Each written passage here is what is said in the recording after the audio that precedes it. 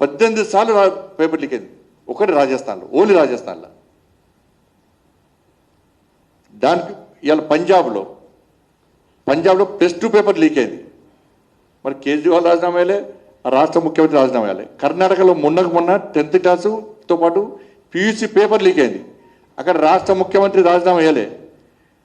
ములాయం సింగ్ హయాంలో, అఖిలేష్ హయాంలో paper leak అయింది, వాళ్ళకి రాజీనామా వేయాలి. బెంగాల్లో టీచర్ రిక్రూట్మెంట్లో మొత్తం అవకతవకలు దొరికితే పెద్ద ఎత్తున యుద్ధం జరిగింది. ఆడ మమతా బెనర్జీ రాజీనామా వేయాలి. కేరళలో కమ్యూనిస్టు పాలన కూడా పేపర్ లీక్ అయినాయి, అక్కడ రాజీనామా అయ్యారు.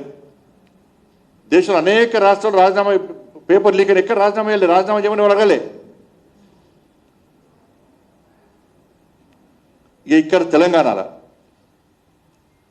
కేసీఆర్ గారి పాలన,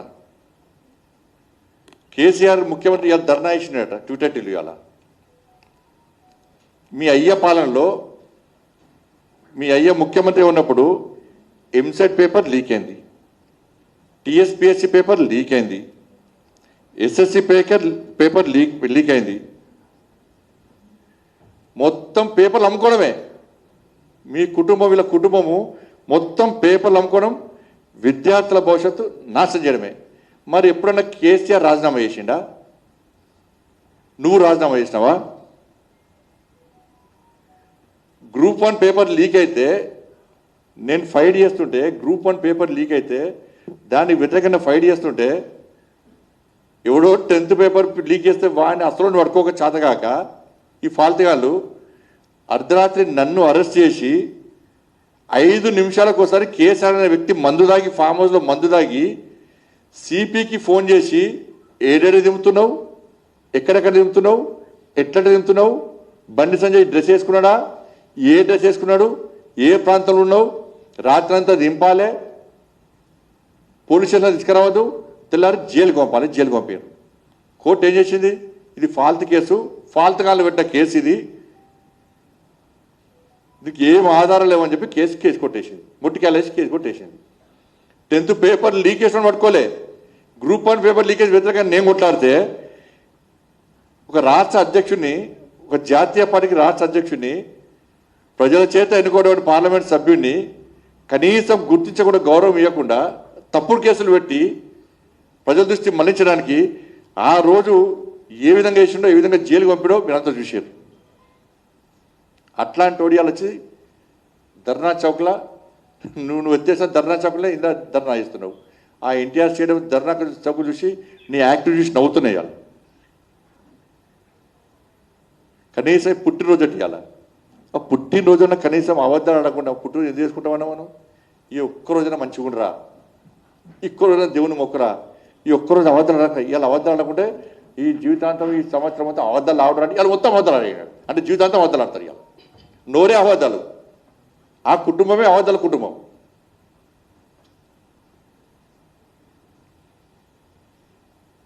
వాళ్ళ మూర్ఖుడా, మీ బినామీ సంస్థ వల్ల, గ్లోబరీనా సంస్థ వల్ల 27 మంది ఇంటర్మీడియట్ విద్యార్థులు ఆత్మహత్య చేసుకున్నారు. ఇదే తెలంగాణలో. నేను చాలామంది విద్యార్థులు శివాల దగ్గర పోయాను. నేను ఏమన్నావు అప్పుడు? కంప్యూటర్ తప్పు చేస్తే నాకేంది అన్నావు. మరి ఇప్పుడు ఎవరిని న్యాయ చేసిండేడా? ఎవరు తెచ్చినీడా? గ్లోబరీనా అనేటువంటి మూర్ఖ సంస్థ వల్ల, మీ బినామీ సంస్థ వల్ల 27 మంది విద్యార్థులు ఆత్మహత్య, పసిపిల్లలు ఆత్మహత్య చేసుకున్నట్టు సిగ్గులేదు? వాళ్ళు కూడా జంజీ ఎప్పుడు? ఇవాళ ధర్నా వేస్తున్నావు, జంజీలు ధర్నా వేస్తున్నావు.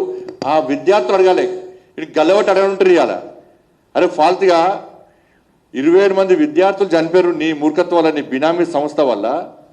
మరి దాని గురించి ఏమంటావు? TSPSC పేపర్ లీక్ చేసినావు, దాని గురించి ఎందుకు మాట్లాడతలేవు? ఇవాళ 10th పేపర్ లీక్ అయింది, దాని గురించి ఎందుకు మాట్లాడతలేవు? ఇవాళ ముసలి కన్నీరు కారుస్తున్నావు. ఈయనకట్ట ఢిల్లీలోనట విద్యార్థుల ఆందోళన కళ్ళ నిలొచ్చినాయట. నీకు మానవత్వం లేదు, మూర్ఖుడి నువ్వు, నీ కళ్ళకి నిలుస్తాయి. ఢిల్లీలో ఆందోళన కళ్ళ నిలొచ్చిన బాధ అనిపించిందట. మరి ఇంటర్మీడియట్ విద్యార్థులు చచ్చిపోతే బాధ అనిపించలేదా? మానవత్వం లేదా? మనిషి కాదా నువ్వు? మా పిల్లలకు అన్యాయం జరిగింది అని చెప్పి పిల్లల తల్లిదండ్రులు బోర్డ్ ఆఫ్ ఇంటర్వ్యూకి వచ్చి ఆందోళన చేస్తే న్యాయం చెప్పని కొడితే పుట్టు రాడితలు కొట్టాడు. ఇవాళ పోలీసులను కొట్టుమంటున్నావు కదా, ఆ రోజు ఇదే ప్రజలు తెలంగాణ రాష్ట్రంలో మీ ప్రభుత్వ పాలనలో 10 సంవత్సరాల్లో ప్రజలు తిరగబడితే తెలంగాణ రాష్ట్రంలో మీరు మిగిలిపోదురు, పోలీసులు మిగిలిపోదురు మీ అరాచకాలకు. ఆ రోజు ఇంటర్మీడియట్ విద్యార్థులు చనిపోతే వాళ్ళ తల్లిదండ్రులను కొట్టారు, పిల్లలను కొట్టారు. ఇవాళ జెన్జీ విద్యార్థులు ఇవాళ ప్రశ్నించాలి ఇవాళ కేటీఆర్ను. ఆ రోజు లీకేజ్ చేసినప్పుడు కారణం ఎవరు? నువ్వు కాదా? ఏం చర్య తీసుకున్నావు? మీ అయ్యందుకు రాజీనామా వేయాలి, నువ్వెందుకు రాజీనామా వేయాలి, ఎందుకు లాఠీ చార్జ్ చేసినావు, మా తల్లు ఎందుకు అలగొట్టడం అని చెప్పి అడగాలి. ఒకసారి చూడు రండి, గ్లోబల్ సంస్థ అది ఇంటర్మీడియట్ విద్యార్థులది. వాళ్ళు చేసే తప్పుకు మా పిల్లలు బలైపోతున్నారు. దానికి సమాధానం లేకుంటే విద్యాశాఖ వాళ్ళు ఎవరు లేదు. నన్ను ఫస్ట్ ఇయర్ 81% వచ్చింది. సో నేను ఇప్పుడు సెకండ్ ఇయర్ కంప్లీట్ అయితే మిగతా అన్ని సబ్జెక్ట్స్ పర్లేదు, చాలా బాగా వచ్చాయి. ఓన్లీ మ్యాథ్స్ 2Bలో 16 వేసి ఫెయిల్ చేశారు. ఏంది ఇది? అసలు రావాల్సిన ఆయన ఏరి ఫామ్ హౌస్లో కూర్చుంటే ఎట్లా బయటకు వచ్చి చూసుకోవాలి కదా స్టూడెంట్స్ని. 17 మంది చచ్చిపోతే ఏంది పరిస్థితి? ఇప్పుడు ఇక్కడ లోపలికి వెళ్ళనిస్తలేరు అని ఇంకో ముగ్గురు కూడా చనిపోతే ఎట్లా? ఏంది? ఏం చేయాలి మేము దీంతో?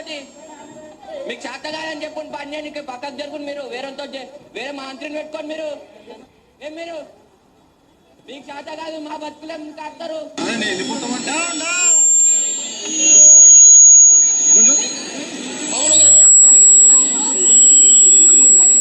ఇంత దారుణం ఉంటుందా? ఇంత దారుణం వాళ్ళు చేసే తప్పు. ఇక రాష్ట్ర ముఖ్యమంత్రి గారు శుద్ధ పూసలకే మాడుతున్నాడు. రాష్ట్ర ముఖ్యమంత్రి గారు, నువ్వు ముఖ్యమంత్రి అయినాక 2 ఏళ్లలో 10th పేపర్ లీక్ అయింది, హిందీ పేపర్ లీక్ అయింది, గ్రూప్ 1లో అక్రమాలు జరిగినాయి. ఆ విద్యార్థులు గ్రూప్ 1 అన్యాయాలు 4 లక్షల మంది విద్యార్థులు నిరుద్యోగ యువత ఇవాళ రోడ్ల మీద తిరుగుతున్నారు. పాపం గ్రూప్ 1 విద్యార్థులు 4 లక్షల మంది దాదాపు కోట చుట్టూ తిరుగుతున్నారు. ఢిల్లీలో సుప్రీంకోర్టులో కొట్లాడుతున్నారు నీ మూర్ఖత్వం వల్ల. రైల్వే స్టేషన్ అనుకుంటున్నారు కోర్టు ఫీజులు కట్టలేక 5 రూపాయలు, 10 రూపాయలు, 100 రూపాయలు, 1000 రూపాయలు చందాలు వాళ్ళు చందాలు వేసుకొని